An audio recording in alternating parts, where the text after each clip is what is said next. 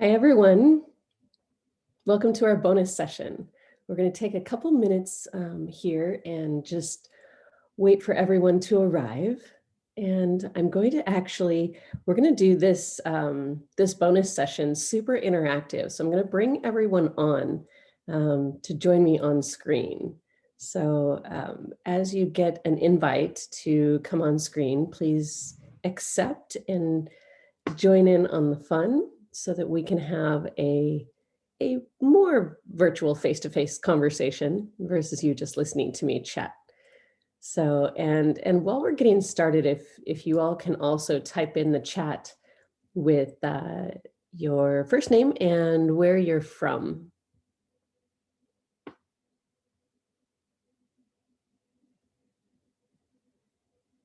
And so while everyone is getting started, I'm going to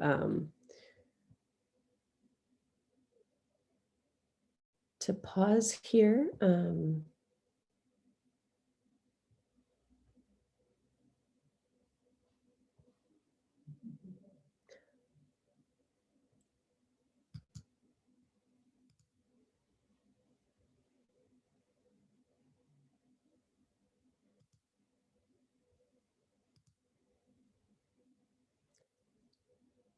Hello, hello.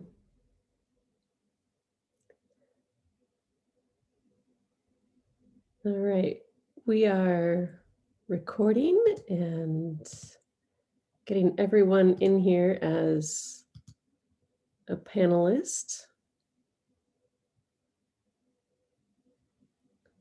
So we've got a few more people that are expected to join us. So we'll get started. I see Elena is already made it in. Hello. Hi. How are you? Yes, I'm very interested in this meeting. I'm from Lima, Peru. My name is Elena, as you can see in my user.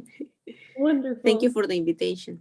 Oh, of course. Elena, welcome to our fun little playground from Peru. What time is it where you're at? It's the same time. It's 11 in the morning. Yes. Wonderful. Wonderful. Well, I am actually in the Pacific time zone, so I'm at 9 a.m. in the morning. But we've got Reina here, who is visiting us from the Philippines, and we've got Claire from South Africa, both of my wonderful team members.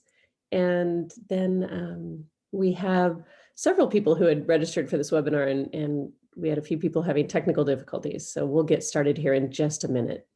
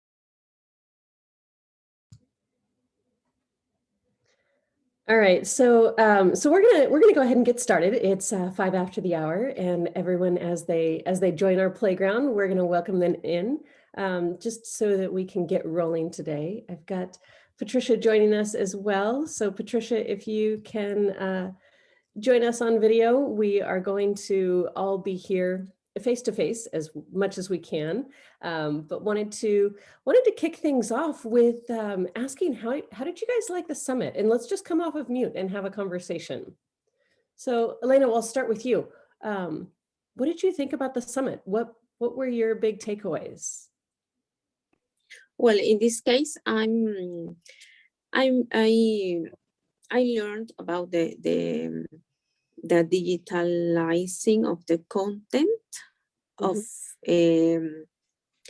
and I'm very interested in that, and also some functional methodologies I see, and also I want to learn in order to teach all my colleagues here also, because here in Peru, all about hyperdocs, maybe the Google apps also, that topics are very new here in Peru.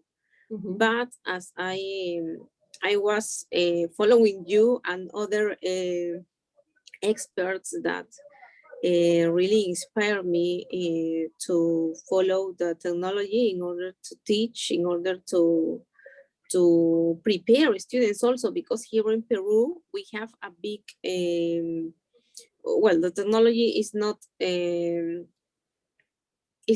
really used as educational tools. I think is more used for media, and that's it. So as I follow you and other colleagues, in this case, the technology with education is a good, well, they are good tools in order to learn and teach, no, in that process, no, learning and teaching. That's it's my interest, is to learn, to empower me, and that when I learn, I want to transmit that to my colleagues here in my country. That's great. And that's the thing. Yes. Yeah, Elena, that's wonderful. Share with me what you do for work, and where are you? Well, I'm an English teacher for basic students in a pedagogical institute. But English is taught, well, the frequency is only 2 or 4 hours a week, so it's not so frequently. But in this case, in my institute, we are working in we are taking the remote learning. Yes, and the problem here is also that the use of the technology from the students. Yes, but for example, here we are teaching only with the transmission of information, but not the interaction of the the apps and the knowledge. We don't here we are there. No, we are in the beginning, I think, of the process. We are not complete using, and that is because we we ignore all the power that has the technology. Yeah. So in my teaching, I try to insert that, no, to show that it's important that teachers need to know more and have to investigate. Yes, and that that's in that process I am. I love it, Elena. That's perfect. That's perfect. Just to really give context to where you're at and what you're struggling with, and really what spoke to you from the Global Summit is that technology piece, and just the interactivity, and really just up-leveling your impact is what I'm hearing you say. And those of you that are also just joining us, type in the chat with where you're from, and then I'd love to hear where this is going to be a playground type conversation, where we're just going to chat about what we took away from the summit, and also what inspired you most. So I am going to go to you, Roy. Good morning, good evening, good afternoon, wherever you are in the world. Roy, if you want to share where you're at. Let me just unmute that. Yeah, it's good afternoon. It's 5 in the afternoon here, or just, and I'm based in Sheffield in the United Kingdom. Wonderful. So I'm not too far from Michelle Clark, actually. Wonderful. But, right. So I'm part of the GEM Circle. I'm doing a campaign, or trying to come up with a business idea and start doing a campaign, and working with Michelle. Yeah, the 2 days have been really inspiring, like they all are. They always have been. What have I taken away? I think certainly that the sort of, and I've been thinking about this throughout the years, of the method of pedagogy, and rather than being lectured to, and interacting, and how people learn at different speeds and also different ways, I think, and to have that confirmed, because I've always struggled. I mean, I'm quite academic, but there were certain things I always learned. I'd have to know everything sort of a priori, as it were. So I'd have to know the first step and then do the second. And it's only through the years I've come to realize all the kids around me all learned in different ways, and some could do it, but they wouldn't do it the way I try to do it, where I need to understand this bit and then move on. So to know that's that flexibility, that the people are thinking in terms of that flexible way of teaching and learning, and trying to disrupt the traditional ways of doing things, I think is really really inspiring, and it's something I've always thought about. And suddenly I found the community, and it's all about the community. And I think one of the biggest learnings, I mean, I came into trying to become an entrepreneur because I've been doing 9-to-5 jobs for years and years, and felt there's dissatisfaction. And like a lot of people, I looked for other things. Like I started with network marketing, and then started doing Simon Zushi's property course, and then got introduced to wealth dynamics, and so here I am now.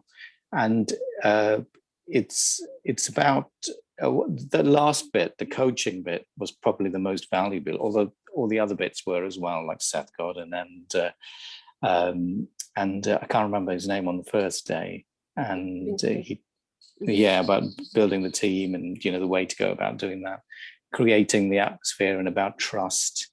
And leadership, that sort of not even just enlightened leadership, but that sort of understanding, giving over trust and things like that.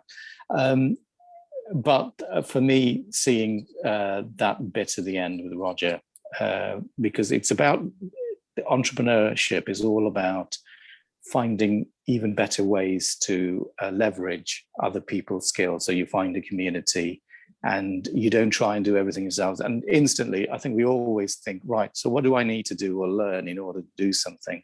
Instead of thinking, who has got these skills and I can put it together. And then seeing him doing that, and just pulling things, saying, right, she's over there in Poland or Czechoslovakia, in Czech Republic, and get her to do this, and you do that, and it's like, I can get to my goals by doing all this.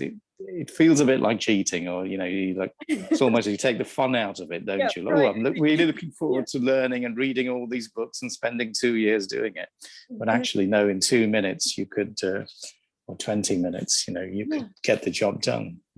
Absolutely, right. Thank you so much for sharing, because it's so true. I remember when I was first part of Roger's world back in 2005, and found out that I was a creator profile. It was almost like this resistance, right, to follow the flow. It was that, it's not supposed to be easy. Work is supposed to be hard.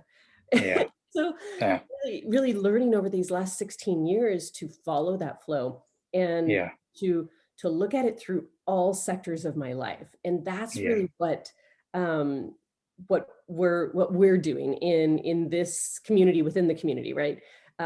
Really look at it through this conscious educator movement perspective, and how are we elevating our consciousness as individuals, knowing that creates that ripple effect then to us creating conscious cultures within our organizations, whether it's within our classrooms, whether it's within our entire schools, whether it's within our businesses, but really looking at the human behavior element of how we're communicating effectively with one another. But it all starts from here. Brene Brown talks about trust, and I love her work around the anatomy of trust. But what I love most is that she balances it with self-trust as well as team trust. And you have to have that flow between both, and understanding that sometimes that self-trust is the most challenging one to navigate through. At least it has been for me. Really evolve and really pay attention to, like Roger talks about, the self-awareness, self-mastery, self-expression is that self-awareness piece, and it's a cycle, right? All Yeah. three of those, we go through those as we grow up in life, and Yeah. just how we're evolving on this journey. So I'd love to come over to Brett, if you're with us, Brett, if you can hear us, and if you're able to come on video. I am super excited to be able to see you, my friend. It has been too long that we've needed to catch up, so I'm happy to see you here. Hello. Hi there. I would love to hear your takeaway from the summit, and then you and I can catch up and chit chat later. Actually, I missed the summit. I've been doing a lot of my stuff, doing a lot of content on video, and Love I it. missed the summit, so I got to catch up on that maybe this weekend or something. But wanted to tune in and kind of see what I could pick up as we're talking today, and then be able to catch up with you. That'd be awesome. And I've been promoting everything that you've been doing. I've been talking to a lot of people lately about they're talking about education, talking about the challenges that have occurred because of COVID, and a lot of the underserved community really being left out for an entire year, and really talking about alternative ways to help children to have an education that's actually something that you can implement today, as opposed to being taught just the theoretical stuff that may actually never be valuable after you get through class. So that's what I've been doing. Oh, I love it. I love it, Brett, and it's so great to see you. One of the things to your point that Roger, I loved what Roger said a few times, but it's about that delivering value, and the difference of understanding how we are all educators is that we are delivering value through someone. It's not to someone, because then we're able to multiply our impact. And when we think about that, it's about, educating through.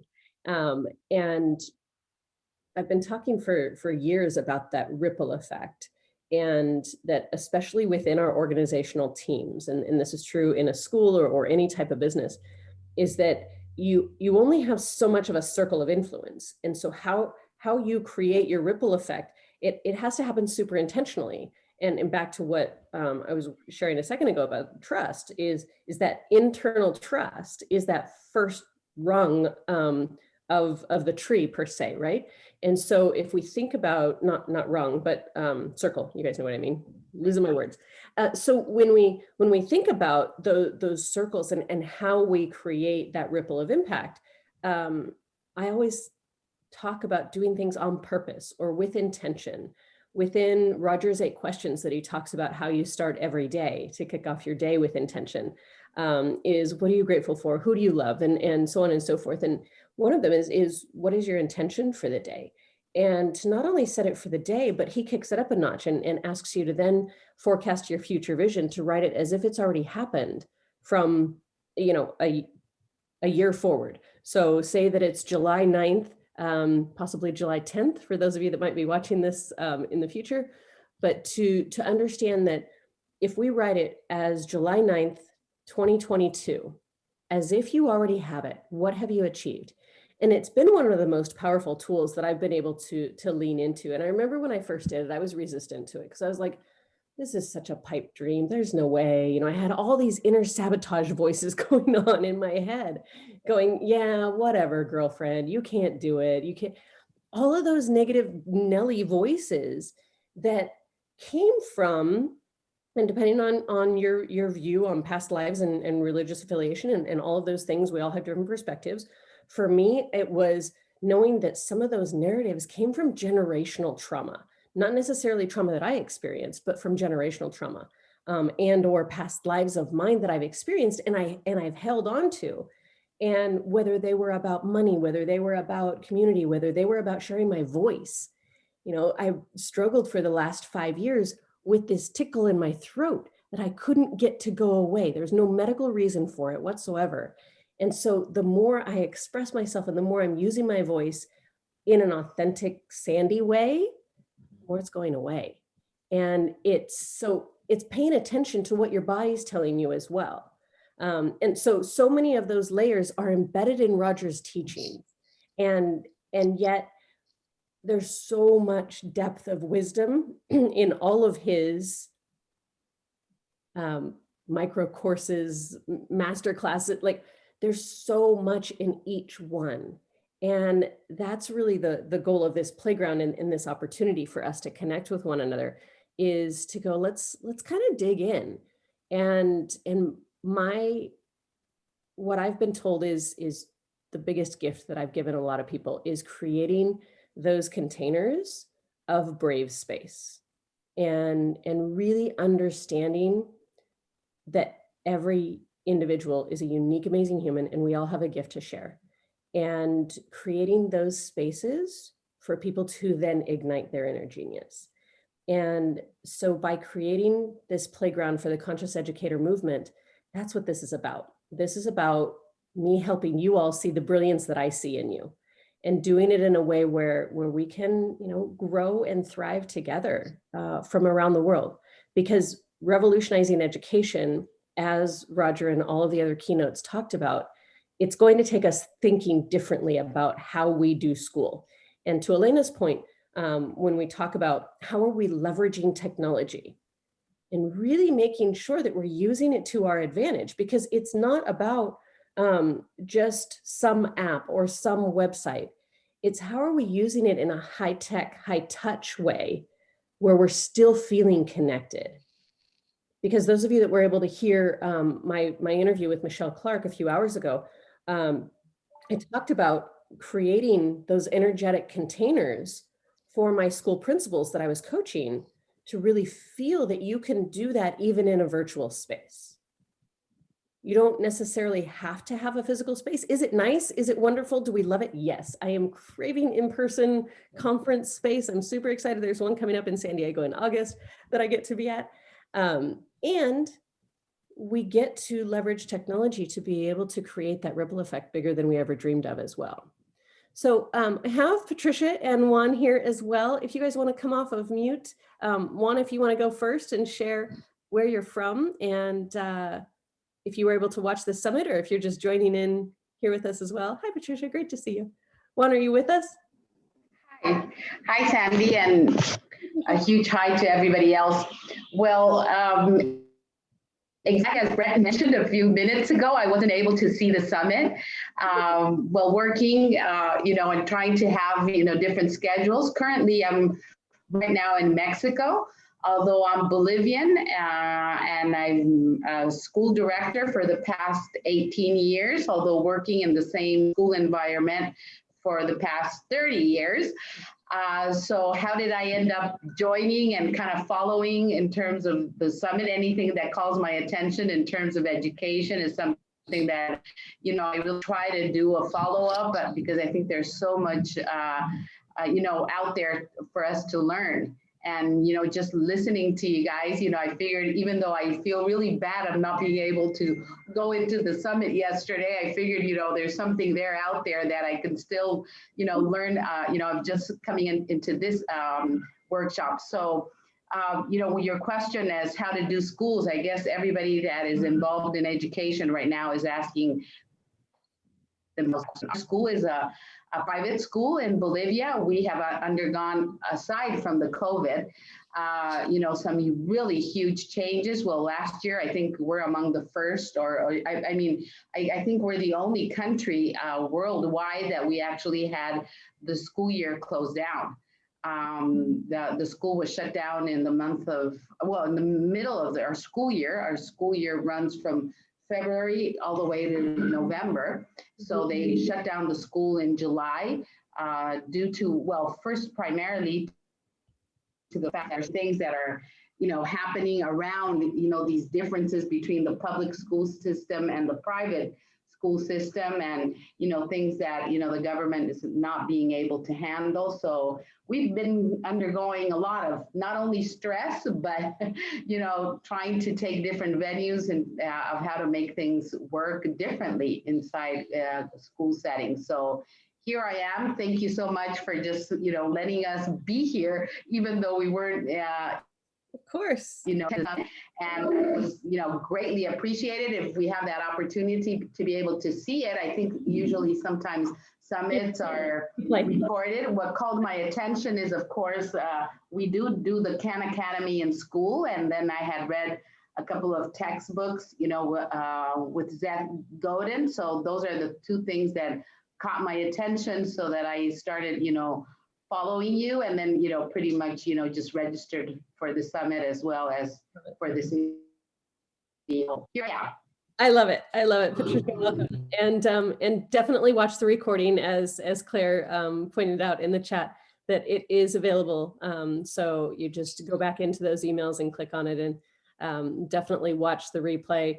And there you can download the slides, you can download the resources. There's tons of wonderful information to be able to take away and absorb whatever wisdom is you're meant to absorb. And that's one of the other things, is giving yourself permission to take what resonates, take what you need right now, and leave the rest.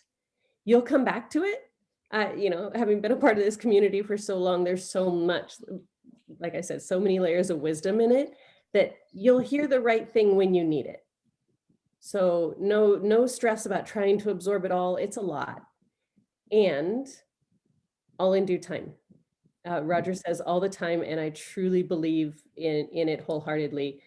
Everything in nature grows and nothing is rushed, right? Everything is accomplished and nothing is rushed.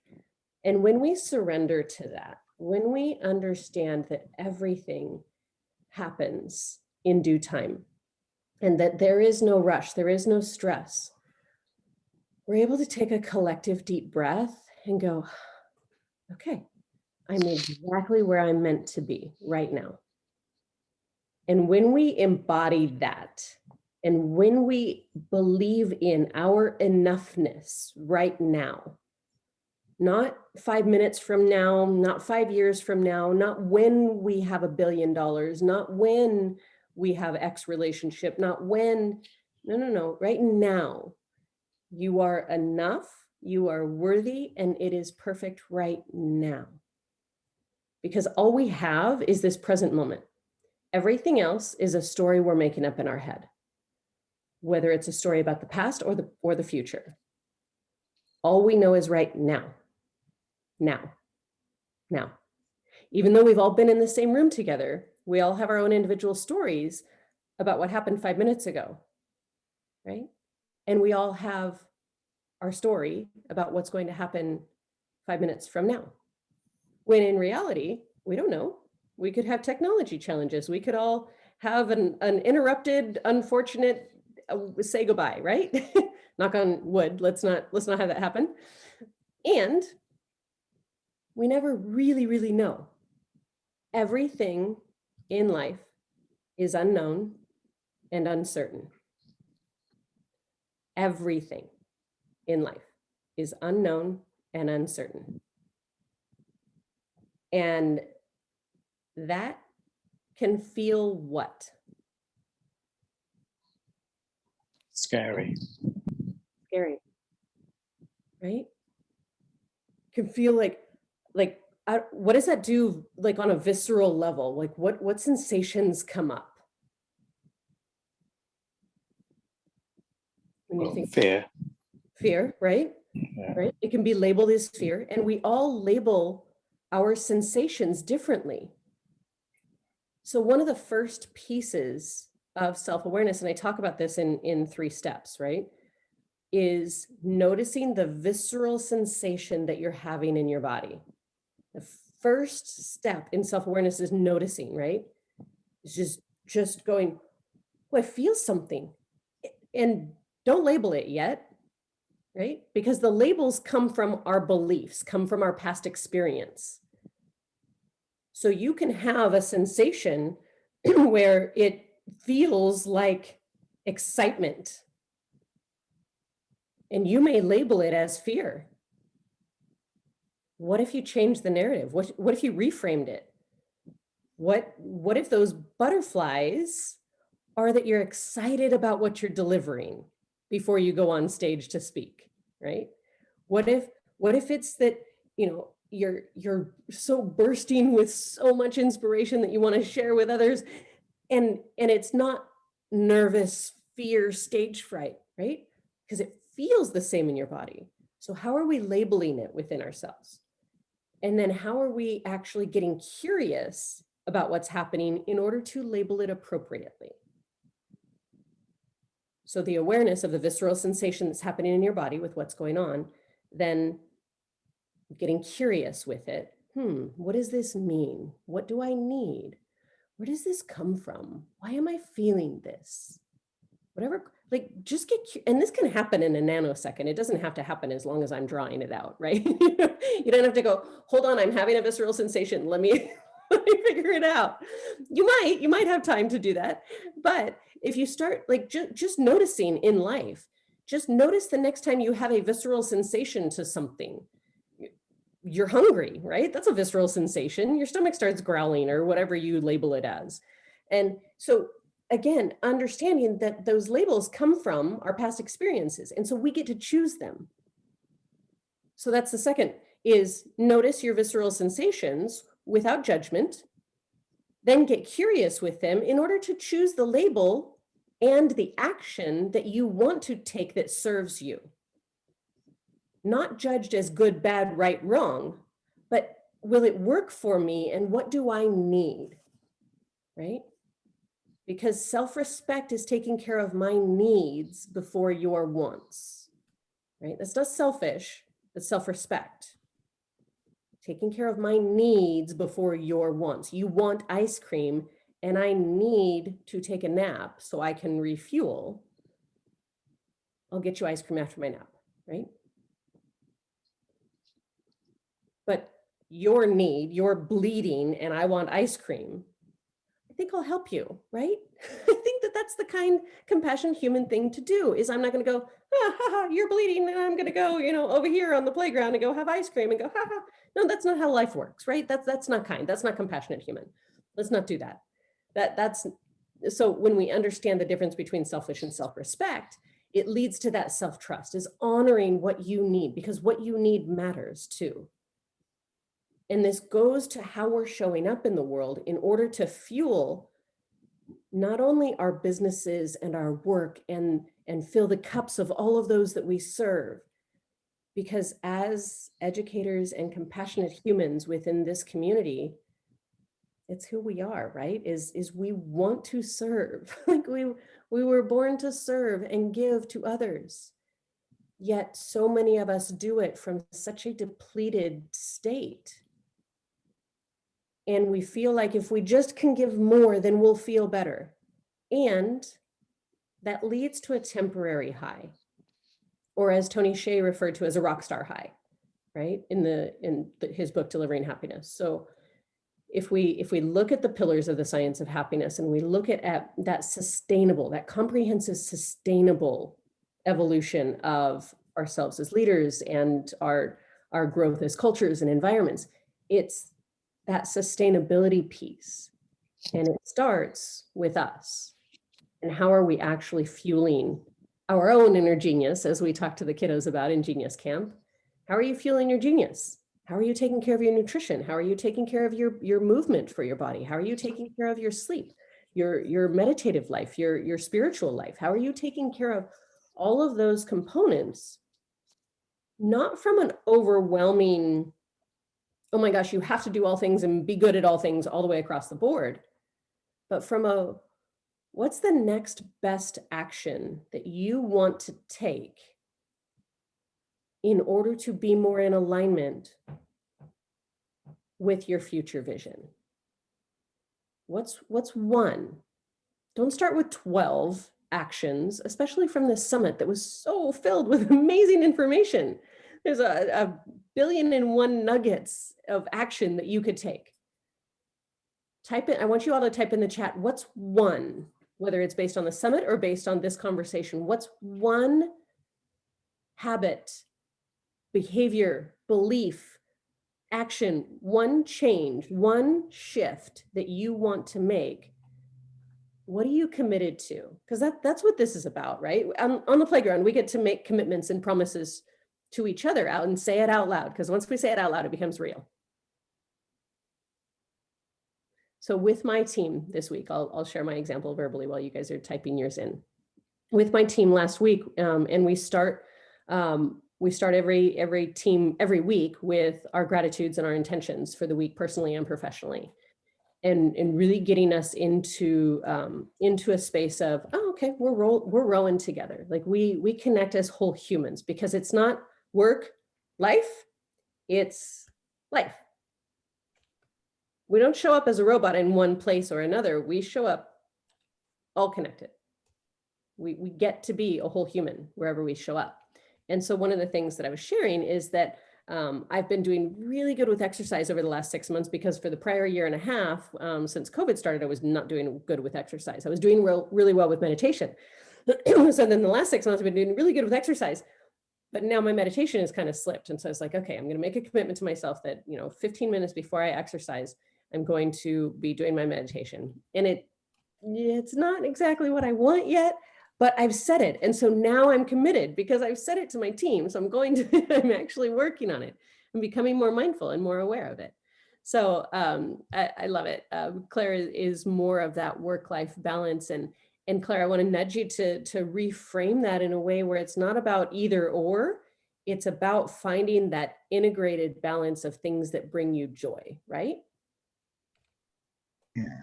I have to say, I've been a part of Sandi's spiritual days, and they're absolutely amazing. I recommend them for any business, for your personal, anything like that. It's amazing. Thanks, Claire. Mm-hmm. Love it. I appreciate it. And then finalizing your story and your goals, Roy, that is a great first step, just to be able to take that time and pause. Sometimes we have to go slow to go fast. Any of you that have driven in traffic or on a freeway, sometimes you're driving and all of a sudden you're blocked and you have to slow down to then go over here to then go fast and go around the person that isn't going the right speed limit or whatever it is, right? Sometimes you have to slow down to go fast. So it truly is about taking that time for yourself and understanding that it is one step at a time. And Raina, I love that. Not the entire staircase, because that can be super overwhelming, just that one step at a time. And so Elena, one way to organize time that Roger teaches this in a really beautiful way is to think about the frequencies within the wealth dynamic square, the talent dynamic square, whichever assessment you've taken, and look at all 5 frequencies. So think of, Monday through Friday, and think about the spirit frequency, the dynamo, the blaze, the tempo, and the steel. And to structure your week and or your days, because sometimes maybe you can't spread them out into each week. Sometimes you may have to spread them out into a couple hour block, but to really be able to time block based upon frequency. And there's a whole lesson that I teach about that. And I don't have too much time to go into it today, but thinking about the tasks that go into each one, because we burn energy from switching tasks and switching frequencies throughout the day versus staying in one frequency and checking off those tasks in that bucket, whether it's creative tasks in the dynamo frequency, whether it's extroverted connection, blaze energy things where you're talking to people and you're making all your meeting connections, or your tempo time when you're scheduling or doing customer service, or your steel time when you're doing your research and you're analyzing data and doing financials. And then your spirit time is really that, again, that working on your business versus in your business, working on your self-care, your meditative time. I highly recommend bookending your day with spirit time. At a minimum, 15 minutes at the beginning of every day and 15 minutes at the end of every day. It is just for you because you're worth it. At a minimum, 15 minutes. Headphones in if you need it. Find a quiet closet if you need to, like whatever your family dynamics are. I know working with educators for the past 10 years, sometimes they go from a classroom full of 50 students and home to 5. And they're like, Sandi, where am I going to find 15 minutes in my day? I can't even go to the bathroom without someone knocking on the door. And so I wholeheartedly understand. I remember when my kiddo was little. He's now 20, so he doesn't do that so much anymore. But I remember the knocks, like I couldn't even take a shower without him going, mom, mom, mom, mom. So I understand. And there are ways, right? if you were to just think about, how could I make this happen? Or what could I do to make this happen? Or who could I reach out to for support? Or when am I going to give myself a deadline to make this decision? Again, leading from that place of, no, I'm worth it. I'm worth a minimum of 15 minutes every morning and 15 minutes every night for just me. Just me. Start your day with intention, end your day with gratitude, right? And really being able to connect on that level to your center, your groundedness, because that's what fuels the rest of your day. When I don't get that meditative time, which is why it came onto my list of my personal intentions, is I don't feel as centered, and I end up getting snippy with people that I don't really intend to get snippy with, right? Anyone else unintentionally snippy with other people when you don't get your cup filled, if you don't get enough sleep or you haven't eaten well or whatever? Is anyone, or is it just me? Okay, good. And Brett, I love this, to reach out to directors of movies you reviewed. Tools for life and leadership. I love that. Brett, do you have your list of who you reached out to? I am putting that together. I've got over 25 movies that I have reviewed under my, it's actually a production called One Square at a Time, looking at life and leadership through the perspective of a chess king, where you can only move one square at a time. And then using movies to provide a common foundation so that then I can bring out life tools that people can use to address the things, the challenges and opportunities that life has to offer. So it's really been a great progress from where I was before to where I am now. And now it's really trying to just get the contributions or funding to be able to make it happen on a bigger scale. I love it. I love it. And so I want to encourage you to think about where Roger talks about how can you get in the helicopter. So I don't know if any of you heard him share this story, but it's about you're stuck in traffic on a highway and you're in a car, right? And it's not moving and you're stuck and you don't know what's happening. You don't know which way to go. You're just stuck. And someone comes in a helicopter and says, come on, I'll show you where the block is. And you go up in the helicopter, and he shares this story much better than I do. He's such a beautiful storyteller. He says, come in the helicopter. You come in the helicopter.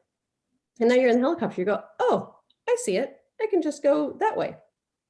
What do you do next?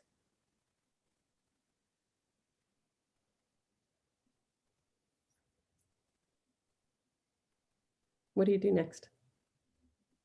Start moving in that direction. No, you're already in the helicopter. Why do you go back to your car? You're already here. So the helicopter can take you to your destination. Why would you go back in the traffic? Right. And it's a simple analogy to think about. Once you grow and evolve your consciousness to the next level and you begin thinking about things through a different lens. Elena was talking about, looking through the lens of education technology and really thinking of new and innovative ways to bring that to her classroom in order to create the impact that she wants to make, right, Elena? And so now that you have some of that wisdom, it's like, okay, how can I look at this differently? And so Brett, with looking at connecting with these directors, who is already a part of that network within this community? Who already knows those people? Who already has that information for those stories? Who already has those connections? Because it could take one person that gets you to those 25 versus 25 phone calls and 25 different doors that you're knocking on. Who can you leverage that is the one that you as a creator profile get to open, and then they as a potential Blaze profile get to open the other doors for you, and you get to stay in this beautiful creator space. And understanding that my partnership with the Genius Group is exactly that. Is instead of me knocking on the doors of every school around the world and saying, let's really create comprehensive, sustainable, positive working and learning environments, I don't need to do that. I'm going to jump into the flow of where the education revolution is happening and know that everyone who is a conscious educator in the world and understands that the new world of education is not in the structures of a four wall of a building anymore, that we're all going to be over here, right? And so when you think about, creating these movies where it truly is about the chessboards or the puzzle pieces and that journey of life, it's such a beautiful story and can be told in a brilliant way, as I hear you describing. Like I'm excited to watch it. And what's your path of least resistance? And how do you stay in your flow, right? Not mine, yours, right? What is your flow? And so I want to share my screen just for a second and show you all. So this is the evolution of consciousness, and this is for educators, leaders, and organizational culture. I'm going to scroll to the bottom. This is adapted from the works of Maslow's hierarchy, right? We've heard of Maslow's hierarchy, yes? Yeah. Richard Barrett has done a ton of work in leadership consciousness. John Smotherman has as well, and then Roger Hamilton and the Wealth Lighthouse. And it's also connected to the chakra colors, so there's a spiritual element to this as well. So I took and created this, I want to say 3-4 years ago, because it was like, okay, there's this missing piece of who am I as a human connected to the team or the organization that I'm connected to as well in how we evolve. And so in looking at this, we all can evolve through these different levels at different rates, and we can bounce up and down at any given time. Just as Roger talks about in the Wealth Lighthouse, you've got the infrared and the red, and he's got the impact meter as well.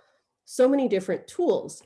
And when we think about being a conscious educator, being a conscious edupreneur in this world, where we're leading from that space of I am teaching and delivering value through someone so that it creates that ripple effect, is that I'm doing this from the perspective of I've been in environments before where it is a very fear-based culture. Has anyone else been in a fear-based culture where the environment is very reactionary, it's high stress, high anxiety, it's chaotic, like it just feels like everything's a struggle. Everyone seems to be playing the victim role. No one's taking responsibility, right? It's this survival whack-a-mole space. And in our bodies, what's happening is we don't feel safe. No one feels safe. Because usually we have a leader who is very ego dependent. Because when we have a culture that is in a fear-based state, the leader is usually one rung of the tree higher than what the culture is. And so when you have an ego dependent leader who is all about managing people's relationships, and it's all about command and control, and they're very defensive, and you have executive leaders that are blaming, it's everyone else's fault, then you end up with a staff who is in that fear-based state. Then we go to the compliance culture. So if you have a leader who is all about performance management, it's very bureaucratic. You've got silos all over the place. Everyone's vying for their own status. It's about their own power. The beauty of this is that we've got people relying on themselves, right? And then we go into this green level, which is about this innovative growth culture. This is where you start having teamwork. This is where you have an influential leader who is all about developing from a transformational state. So they've actually grown out of that I must control things and create this bureaucracy of structure and I always like to call it in some of the schools I've worked with, it's like they have a vice grip around their head, right? And they're handcuffed. And so they can't do anything because they must do it in this way. And do we need rules? Do we need guide? Yes, absolutely. Do we need norms? Yes. Do we need to make sure that risk management is handled? Yes, absolutely. And it can be done from an innovative, adaptable, growth-minded way where we explain why certain rules are in place, certain metrics are there. If we have this transparent environment where it's like, hey, we all get to see the numbers of what's going on. And we've all heard stories of these leaders that are in this space of, hey, we hit a pandemic and where all of our revenue is gone, what do y'all want to do? And you do it collaboratively together. Now we get into this interdependent, comprehensive culture where it's like, we're all values aligned. We've got trust. I've got a friend who has an organization that is in the event space in Las Vegas. And obviously events were gone at the moment the pandemic took over, right? No one's doing events, it's shut down. She has an amazing team. And so what they started doing is they're like, well, we're still aligned. So what can we do that's authentic and in integrity with who we are as humans that is connected to our passion? And so they just started delivering value and sharing their secrets, so to speak, for creating amazing event space, and started doing YouTube videos and putting free content out there. And it's what I talked about doing as soon as I lost all of my in-person workshops. It was 90% of my revenue at the beginning of the pandemic. I started delivering free value and going, you know what, I'm just, because it's about that collaboration and that cohesion, right? And growing into that collaborative culture where it is about that mentor leadership, where we've got this community that is all about this clarity, where we're all leading from our natural intuition, because all eight profiles have a different intuitive pull. Mine as a creator is not timing. My intuition is not timing. It's just not. So I check with my tempo friends when it comes to timing. I don't try to do it myself. I let their intuition lead that. When should we launch this program? They get to choose. My ego's out of the way. Like I know where my brilliance lies, and it's not in timing. So how are we leading from our position of strength and then getting out of the way? And then we have humanitarian, greater purpose culture, universal consciousness, this visionary leadership. So when you think about Roger and you think about the likes of Walt Disney even, and you think about Richard Branson, and you think about some of these visionary leaders who are thinking from a global humanitarian, like this is my legacy perspective, is they're not worried about their ego. They're not worried about holding on to any information. They're not worried about, they're not a victim to anything. They are in service from a compassionate, heart-centered, universal consciousness perspective. And all of us spend time there, right? But what quantity of time are we spending at each of these levels? What quantity of time are our teams spending at each of these levels? And how are we leading from our position of strength and then getting out of the way and allowing others to lead from their position of strength? Because as we grow our teams and as we invite other people in to our circles of trust, that's really when we get that momentum. That's when we get that growth, that exponential 10x growth that Roger talks about. Is it's not about, do it all myself, but I tried it. I did that. Don't do it all yourself. You don't need to. Just because you are sharing with someone else, it's not giving away 10, 20, 50% of your business. It's not giving it away. You're multiplying. You're multiplying the time that you have to create this impact that you're meant to make in this world. You're multiplying your ripple of impact. Therefore, you're multiplying your revenue. The more you connect, the more you collaborate, the faster you can go.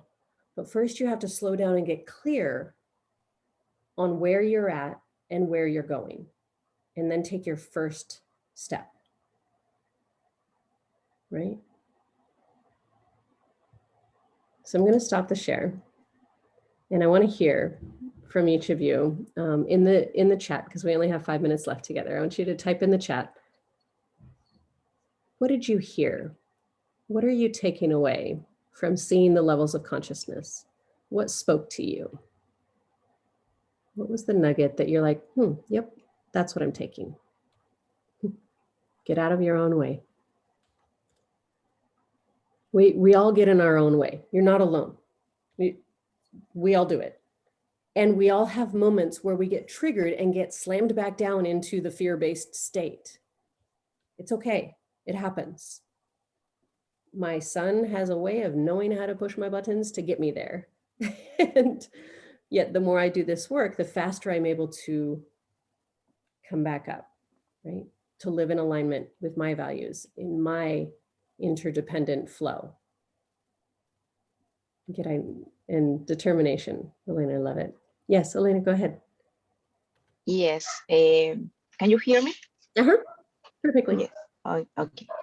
Well, in the part when I brought in the chat about organization of the time, that is very important. What you said about that we need time also for us first, because if we are persons that like to share, that means that you first have to be how would be the word, that you have to be disposed, but in an integrated way. Yes. For example, when I say I need to organize my time, is because this year I have more activities than the last year. So I discovered that we need a time for us. We need to think about our space. I have 2 kids, I'm married, I study, I work, I have a lot. Well, my agenda is completed. But when we are conscious about that, where is the time for me? What is what I like? What is my passion? What is my space? No? Because if we give to others, and maybe you don't see that you receive from the others, the thing is that you have to prepare, create, invent your time for you. So I am a Zumba instructor, for example, and I like to dance. I discovered that. And at home, I didn't have time to dance because all the activities that I have to do. So I prepare my space at home. I had to talk to all my family because it's something that is for me. And maybe some people, when you think about you, that are the criticisms that not all is wrong, yes, but with determination, with purpose, fighting for my space, for my time, and for the thing that is going to make me happy. And if I'm happy, I'm going to project that to others. And if I'm not happy, I'm going to project that darkness. Yes. So I prepare that. I dance every day because it's my time, 1 hour. Not only for the physical appearance, it's for my spirit, for my freedom. And when that activity that made me feel good has consequences, like no time for my kids, maybe, no, or another activities, I taught them that activity. So during my agenda of dancing, I dance with them. So I dance with all my family. There's always a way, right? Yes, because I show them, or I propose them to try it. Yeah. So they have discovered that they also like to dance. So my husband, for example, sometimes my husband say to me, "Oh, you didn't dance today. I'm going to dance." So that activity have projected and learned, and I'm very happy with that, because as I'm a teacher, so my purpose is also completed in that aspect, no, in a domestical activity. And that, for example, is something that I really like, and I think it's a very nice objective, family, professionally, and personally. That is most important. Yes, that's what I want to share. Yeah, Elena, thank you so much for that. And it speaks to, there's always a way. Sometimes we just need to slow down and get still within ourselves to have that idea or that inspiration come to us of what is right for us and what is that next best step, or who is that next person to reach out to, whatever is going to come to you, how can you overcome the obstacle? And so what I want to be able to invite you all to do is to join our Conscious Educator Facebook group and participate in there. It's about all of us. It's not a place for selling anything per se. It's a space for sharing. It's a space for collaborating and knowing you're not alone. It's a place to reach out and go, hey, I'm looking for this. Does anyone know, has anyone overcome this obstacle before? Has anyone ever navigated through this challenge? It's an opportunity for us to really connect and inspire and influence each other from that heart-centered, compassionate place. And so, Reina, thank you so much for dropping in the chat the link to the Conscious Educator Facebook page. So if you haven't joined it, definitely join. And I also want to invite you guys into a free call with one of my team members in order to talk about really what your roadmap looks like and be able to design what is that next step for you and how can we support you. So if you are interested in scheduling a call with my team, then definitely my team will drop that link in where you can go ahead and schedule right away as to how we can support you, because that's what this community is about, is really how are we designing our roadmaps and cheering each other on along the way, because there is so much information in the world right now that we can absorb. It's how are we taking it and translating it into the roadmap that serves us, right? So that we can make the impact and the income that we've always dreamed of, and do it in a state of flow and self-love and compassion for the work that we get to do and those that we get to surround ourselves with. So I wish you all a beautiful rest of your day. Thank you so much for joining the playground for the bonus session. And I look forward to seeing you all in the Facebook group and seeing you soon, and reach out if you need anything. Thanks, everybody. Thank you so much, Sandy. Thank you. Thanks. Thank you so much. Bye, everyone. Goodbye. Very enriching. Thank you. Bye-bye.